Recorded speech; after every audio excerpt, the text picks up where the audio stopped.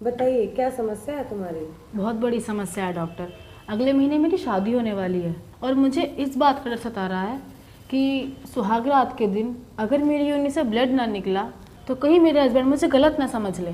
क्या बचकाना बातें कर रही हो तुम। ये बातें सिर्फ कहने के लिए हैं कि ब्लड निकले तभी कुंवारी माना जाए। पढ़ी लिखी होकर तुम ऐसा सोचती हो।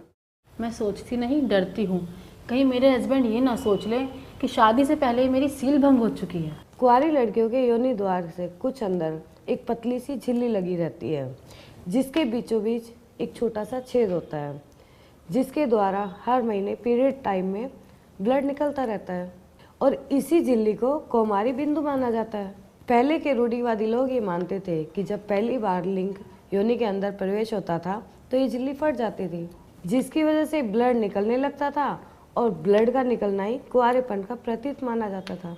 लेकिन ये बातें गुजरे जमाने के साथ ही गुजर गई। कई बार ये झिल्ली खेल कूद से, घुड़सवारी से, साइकिलिंग से, जंपिंग आदि से फट जाती है, जिससे लड़कियों को पता भी नहीं चलता है कि ये झिल्ली कब और कैसे फट गई। और कुछ लड़कियों में तो ये झिल्ली इतनी सख्त और मजबूत होती है कि सेक्स करते समय लिंग अंदर ही नहीं जा पाता है, जिसकी वजह से कई बार लिंग की चमड़ी ही फट जाती है। इस तरह की झिल्ली को कई बार ऑपरेशन करके ही हटवाना पड़ता है और कई लड़कियों में तो ये झिल्ली कई बार सेक्स करने के बाद भी ज्यों की त्यों बनी रहती है। कई औरतों के तो ये भी सुना गया है कि उनके कई बच्चे हो गए हैं, लेकिन झिल्ली फिर भी ज्यों की त्यों बनी हुई है। आप सच कह रही हैं डॉक्टर?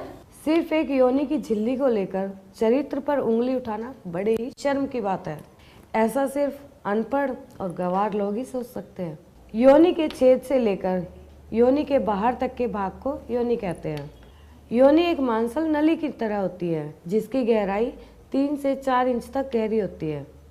इसी छेद के द्वारा ही लिंग को योनि के अंदर प्रवेश किया जाता है और मासिक धर्म भी योनि के इसी भाग से ही निकलता है और गर्भ धारण के पश्चात बच्चा भी इसी रास्ते से ही बाहर आता है। आप निश्चिंत होकर घर जाएं और इन फालतू बातों को अपने दिमाग से निकाल दें। मैं तो टेंशन में आ गई थी डॉक्टर। Thank you.